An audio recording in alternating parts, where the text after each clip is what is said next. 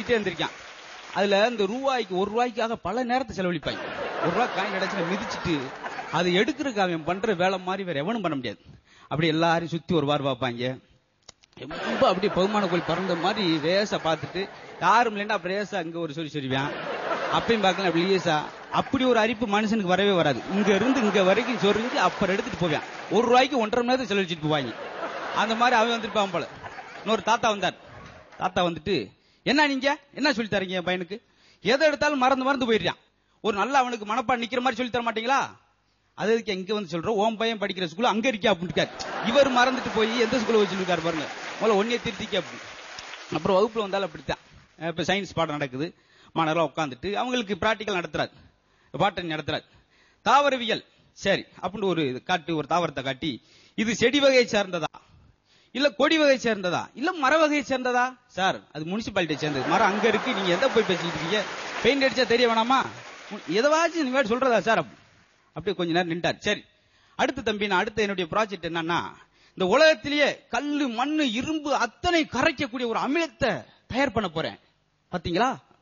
ஆமா, அந்த அமிலத்தை எதுல வைப்பீங்க அப்படின்னு அவன். ஏன்னா எல்லாத்தையும் கரெக்டா எதுல அப்படி யோசிச்சாரு. ஆமா, என்ன நோமா தெரியுதுல, அப்புறம் என்ன பூரா கண்டுபிடிக்கணும் பீதா விட்டுக்கிட்டு இருக்க. அதுல ஒரு பயங்கரமா ஆச்சரியம், ரைட்டா தப்பான்னு கண்டுபிடிக்க முடியாது. கேட்டுருக்காங்க. ஜவஹர்லால் நேருடைய மனைவி பெயர் என்ன? மிஸ்ஸஸ் ஜவஹர்லால் நேரு. பாத்துக்கிட்டே இருக்காரு. ஐயோ இது ரைட்டு மாதிரி தெரியுது. ஏன்னா மிஸ்ஸஸ் ஜவஹர்லால் ஒரு இது இருக்கு. போன் போட்டு அவர் கேட்கிறாரு தலைமை அதிகாரிக்கு, என்ன சார் ஒரு பையன் இப்படி எழுதிருக்கான்? சும்மாரியா, நான் காந்தியோட துணையா இருப்பேன், அவன் மிஸ்ஸஸ் காந்தி இங்க எனக்கு ஒருத்தன் எழுதிருக்கான், நான் அதை நினைச்சு குழம்பி கிடைக்க. அப்படி குழப்பம் சாதாரணமா பாக்குற பக்கம்னா சில இடத்துல பேதலிச்சு போயிரும். இதுக்கு இன்னொரு இடத்துல பாத்தீங்கன்னா ரொம்ப காமனா சில விஷயம் நடக்கும். போயிட்டு டூர் போனாங்க, எல்லா நாட்டு ஸ்டூடெண்ட் போறாங்க. அப்ப போனப்ப ஒரு சர்க்கஸ் நடக்குது. அதுல ஒரு உருளையில ஒரு ஆணை அப்படி காலை வச்சு அப்படி ஊர்ந்து போகுது.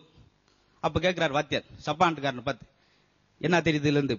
ஒண்ணுமில்ல சார், அந்த கையில அந்த யானை பாக்கணும் ஒரு கம்பு வச்சிருக்காரு, அதுக்கு பயந்தே ஆன போது அதனுடைய வலிமை தெரியாம தெரியுது. அடுத்து ரஷ்யாக்காரருக்கு நீ என்ன நினைக்கிற? அது ஒண்ணுமில்ல சார், அது புவியீர்ப்பு விசை இருக்கு பூமிக்கு, அதனால கால் இப்படி தாங்கி போறனால போகுது. நம்மளை கூப்பிட்டு நீ என்ன நினைக்கிற? எல்லாமே விநாயகருடைய பெருமை சார் அப்படின்னு இருக்கான். விநாயகர் பெருமைக்கு அங்க எப்படி டச் பண்ண முடியும்? தெரியலன்னா இப்படி ஒரு பக்கம் சொல்லி விட்டுறது எவன் எதை யோசிச்சு கிடக்கு, நம்மளுக்கு என்ன? சரி எல்லாருக்கும் ஒரு ஆசை இருக்கும்பா, மாணவர்களே எல்லாருக்கும் ஒரு ஆசை இருக்கு எதிர்காலத்துல அப்படி வரணும் இப்படி வரணும் சொல்லி. நீ என்ன வாங்கன்னு நினைக்கிற? டாக்டர். நீயே இன்ஜினியர். நீ என்ன வாங்கன்னு நினைக்கிற? நான் அப்பா வாங்கன்னு நினைக்கிறேன் அப்படின்னு இருக்கான். உனக்கு அதுல என்ன அவன் சொல்ற, நான் எப்படி உண்மைதான், என்ன வேலை கிடைக்காது இப்படியா வச்சு ஆயிட்டு போவேன், ஒரு முக்கியமான அதுவும் வேலை தானே அப்படின்ட்டு அவன் அப்படி கற்பனை இல்ல. அது ஆசிப்திக்கெல்லாம் போதும் பயங்கரமா இருக்கு. டாக்டர் நர்ஸை கூப்பிட்டாரு. ஏமா நான் இல்லாத நேரம் யாராவது பார்க்க வந்தாங்களா? நீ இருக்கு நேரமே எவனும் வர மாட்டேன், அப்புறம் இல்லாத நேரம் உன்னை கிழிப்பாங்களா? கிழிஞ்சிட்டு போயா நீ உன் டாக்டர் வேலையை. அவர் பேசாம வந்திருக்கான். சில விஷயங்கள் வெளியே கிளற ஆபத்தே அதிகமாகும். அப்புறம் ஒரு டாக்டர் ஒரு ஆள் வந்தா டாக்டர் சார் நைட் எல்லாம் தூக்கமே வர மாட்டேன் டாக்டர். அப்படியா, நாளைக்கு நைட் வாங்க. ஏன்? எனக்கும் தூக்கம் வர மாட்டேன், உட்காந்து பேசிக்கிட்டே இருப்போம் பாரு, வேற வேலை வெட்டி இல்லையா? இப்படி டாக்டர் வேற ஒரு குறிப்பா ஒரு பக்கம் கோஷ்டி. அப்புறம் திணறு பாத்தீங்கன்னா ஆச்சரியமா இருக்கும். அப்புறம் ஒரு ஆள் உட்கார வச்சு, என்னங்க பேப்பர் படிச்சோம்னா எழுத்தே தெரிய மாட்டேங்குது டாக்டர், கண்ணாடி போட்டுக்கிறோம். ஏன்னா கண்ணாடி போட்ட பேப்பரே தெரிய மாட்டேங்குது. சும்மா எனக்கு கேட்ட எழுக்காது சொல்றியா, நீ வாட்டு ஓய்ச்சது பேசிட்டு இருக்க. ரைட் அடுத்த ஆள் வாயா அப்படின்ட்டு டார்ச் அடிச்சிருக்காரு. வாயா காட்டுங்க. கொஞ்சமா கட்டியா, குடல் தெரியுது. ஏன் அவளான்னு கட்டுற? என்ன டாக்டர் பாக்குறீங்க? என் டார்ச் லைட் எவ்வளவு பவர் அடிக்கிறது பாக்குறேன் பாரு. அவன் டார்ச் லைட் செக் பண்ற, நம்ம வாயா ஆண்டு காட்டணுமா?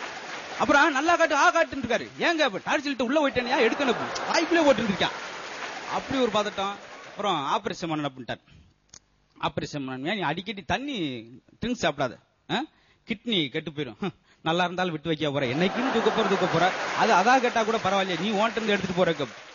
ஆபரேஷன் போட்டு ஆபரேஷன் இருக்கிறாரு.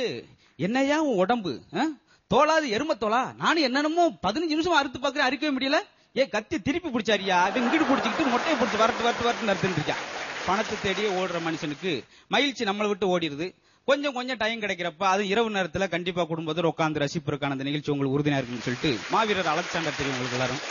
மாவீரர் அலெக்சாண்டர் கிரேக்க தத்துவாணி கன்பூசியஸ் மேல ஒரு பொறாமை. நம்ம இப்ப ஒரு அரசனா இருக்கு, எத்தனையோ நாட்டுகள் ஆண்டு இருக்கும், ஆனா மக்கள் அவன் பக்கமே சரிறாங்களே, அவனுக்கு வணக்கம் செலுத்துறாங்க. நம்மகிட்ட இல்லாத திறமை பெருமை அவன்கிட்ட என்ன இருக்கு? போய் கேட்டார், என்னங்க கிரேக்க தத்துவாணி சாக்ரடிஸ், என்னங்க உங்ககிட்ட அப்படி என்னதான் இருக்கு? ஏன் எல்லாரும் உங்களை வணங்குறாங்க? ஐயா, நீ மண்ணை வென்றவன், நான் எண்ணெய் வென்றவன். அதாவது நாக்கு ஆள்றவன, நாட்டை ஆள்றவனை விட நாக்கை ஆள்றவன் தான் சிறந்தவன். ஏன்னா 6 அடி மனுஷனை கூட 4 நாக்கு வென்று விட அப்படிவாங்க.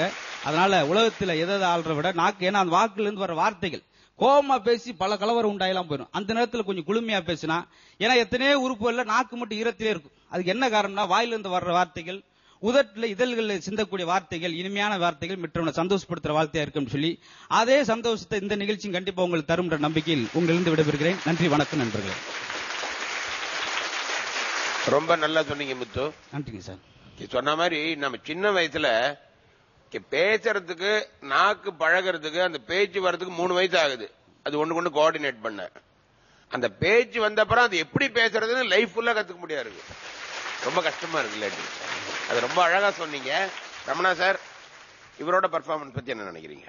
சித்திரமும் கைப்பழக்கம் செந்தமிழும் நாப்பழக்கம் அப்படிங்கிற மாதிரி இத்தனை விஷயம் சொல்றீங்க. கிட்டத்தட்ட ஒரு 10, 20, 50 விஷயங்களை வந்து சொல்லும்போது கோர்வையை எங்கேயுமே ஒரு சிறு தடங்கள் இல்லாமல், ஒரு சின்ன பிழை இல்லாமல், அந்த உச்சரிப்பு வந்து உதறாம, என்ன அப்படியே அந்த மண்ணின் மனம் மாறாமல் அந்த வட்டார வழக்குல வந்து ரொம்ப அழகா தெளிவா அப்படியே வைகை ஓடுனது மாதிரி என்ன ரொம்ப அழகான அந்த நடை இருக்கு இல்லைங்களா, உங்களோட பேச்சு திறமை சத்தியமாக வேந்து பாராட்டுற. First number 1. நம்பர் 2, ஹியூமர் பண்றீங்க, எல்லாருமே சந்தோஷப்படுறோம், சிரிக்கிறோம், விட்டு சிரிக்கிறோம். பட் அதுக்குள்ள நீங்க பேசுற விஷயங்கள் எல்லாம் பாத்தீங்களா பயங்கர சீரியஸான. டாக்கிங் அபவுட் கன்ஃபியூஷியஸ் பத்தி பேசுறீங்க, சாக்ரட்டிஸ்ன்றீங்க, நெப்போலியன் போனபார்ட்ன்றீங்க, இல்ல நாக்கு பத்தி பேசுறீங்க, நாவடக்கம் பத்தி பேசுறீங்க. சோ ஒரு ஹியூமருக்குள்ள வெளியில இருந்து பார்க்கும்பொழுது மட்டும் அது ஏதோ ஒரு காமெடியான விஷயம், ஒரு ஜாலியான விஷயம் அப்படின்னு இல்லாம அதுக்குள்ள எவ்வளவு ஆழத்துக்குள்ள போய் வேரில இருந்து பூ பூக்குற மாதிரி ரொம்ப அற்புதமா இருக்கு சார். Really enjoy. நிகழ்ச்சிக்கு இது என்னுடைய திறமைன்னு நான் இதுவரைக்கும் நினைச்சதில்லை. ஏன்னா ஆரம்பத்தில் 4 வருடங்களுக்கு முன்னாடி தொலைக்காட்சி தொடர்பு வரும்போது ஒரு 10-15 துணுக்கோட வந்தேன், ஒரு என்டர்டைன்மெண்டா ஜாலியா பண்ணிட்டு போன்னு சொல்லி. ஆனா இயக்குநர்கள் பார்த்துட்டு இந்த கெப்பாசிட்டி உனக்கு உள்ளது உங்களுக்கு தெரியாது, நீங்க இன்னும் இம்ப்ரூவ்மெண்ட் பண்ண முடியும்னு சொல்லிட்டு இது வரைக்கும் 160 எபிசோடு எப்படி பண்ணேன்னு தெரியல. அதுக்கு முழுக்க காரணம் என்னுடைய இயக்குனர் தான் சொல்ல முடியும். அதனால இந்த இடத்துல இயக்குனருக்கு நன்றியை சொல்லிட்டு விட பெறுகிறேன். ரொம்ப நன்றிங்க சார், ரொம்ப நன்றி. நன்றிங்க சார். தொடர்ந்து நம்ம நிகழ்ச்சியில அடுத்ததா அசத்த போகும். அசத்தல் மன்னன் யாருன்னு பாக்கிறதுக்கு முன்னாடி ஒரு ஷார்ட் பிரேக். அசத்த போகுது